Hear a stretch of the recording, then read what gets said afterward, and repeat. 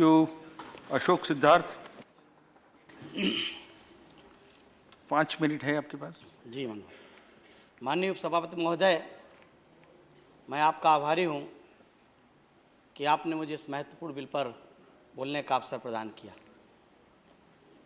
महोदय, मैं अपनी पार्टी की राष्ट्रीय अध्यक्ष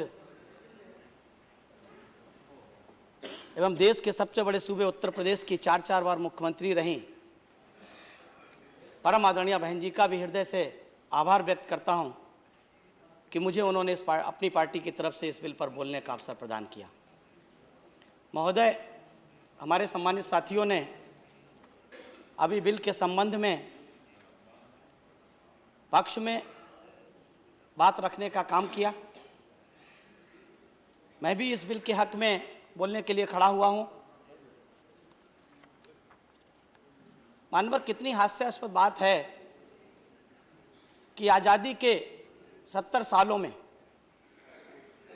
हम 2016 में इस बिल को लाने का काम कर रहे हैं, जबकि आज आबादी के एक बड़ा हिस्सा, देश की आबादी का कुल 7% आवाम आज किसी न किसी प्रकार के मानसिक असंतुलन का शिकार है, जिसमें सिजोफ्रेनिया, बाइपोलर सिंड्रोम, डिप्रेशन, चिंता आदि जैसी मानसिक बीमारियां हैं, जिससे देश की बड़ी आवाम पीड़ित है। और यह भी सत्य है मानव कि मानसिक रोग से पीड़ित लोग शहरों की अपेक्षा गांव में ज़्यादा रहते हैं। गांव में क्यों ज़्यादा रहते हैं, क्यों ज़्यादा पाए जाते हैं? उसका सबसे बड़ा कारण है गरीबी, उसका सबसे बड़ा कारण है बेरोजगारी, उसका सबसे बड़ा कारण है गांव में रहने वाले लोगों की स्वास्थ्य की उचित देखभाल ना करना। महोदय, WHO की एक रिपोर्ट आई जिसके अनुसार भारत में 36% लोग अवसाद की दर से दुनिया के सर्वाधिक देशों में एक हैं।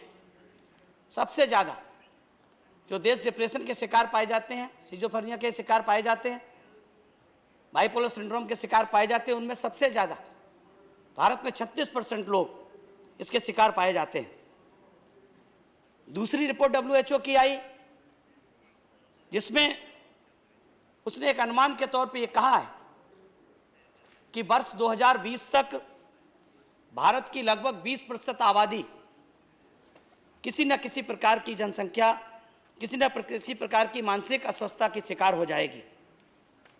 मतलब स्पष्ट है मानवर, भारत में मानसिक रोग से पीड़ित लोगों की संख्या लगातार बढ़ रही है। ऐसे आंकड़े किसी भी देश के लिए अच्छे नहीं कहे जाएंगे जहां 4 में से 1 महिला और 10 में से 1 पुरुष किसी न किसी प्रकार के मानसिक रोग से पीड़ित हो। यह इस बात से प्रमाणित भी होता है कि जो मानसिक रोग से संबंधित बीमारियां हैं,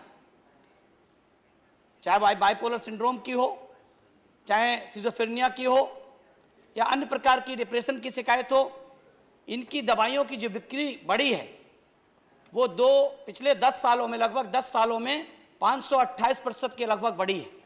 ये इस बात को प्रमाणित करते हैं कि हमारे देश में मानसिक स्वास्थ्य ठीक नहीं, हमारे देश के लोगों को मानसिक स्वास्थ्य ठीक नहीं है। मानवर, अगर हम समाजशास्त्री के नजरिए से देखें तो यह प्रवृत्ति हमारे सामाजिक ताने बाने को बिखेरने की ओर इशारा कर रही है। बढ़ते शहरीकरण, एकल परिवारों की बढ़ती संख्या के कारण लोगों में अकेलापन बढ़ रहा है, संबंधों की डोर कमजोर हो रही है। तेजी से बदलती दुनिया में विकास के मायने सिर्फ आर्थिक विकास की ओर रह गए हैं। महोदय, मैं इस बिल में जिन लोगों ने समर्थन करने का काम किया है और जो अमेंडमेंट बताने का काम किया, उस ओर ध्यान आकर्षित करना चाहता हूं कि भारत में जो मनोचिकित्सकों की कमी है उसको हम कैसे पूरा कर सकते हैं? केवल इच्छा शक्ति से पूरा कर सकते हैं।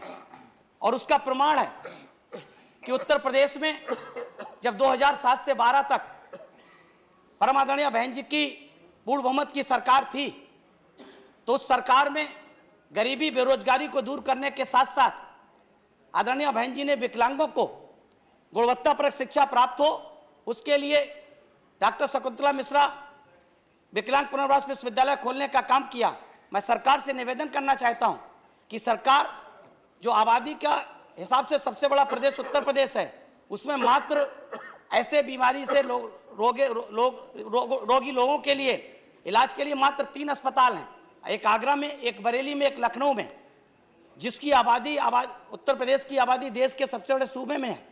मैं आपके माध्यम से सरकार से निवेदन करना चाहता हूं कि उत्तर प्रदेश में इस तरह के अस्पतालों की संख्या बढ़ाई जाए, डॉक्टरों की संख्या बढ़ाई जाए, डॉक्टरों को भर्ती किया जाए, पैरामेडिकल स्टाफ को भर्ती किया जाए, ताकि जो गांव में गरीब लोग इन बीमारियों से पीड़ित हैं उनको सही समुचित इलाज मिलने का काम करे।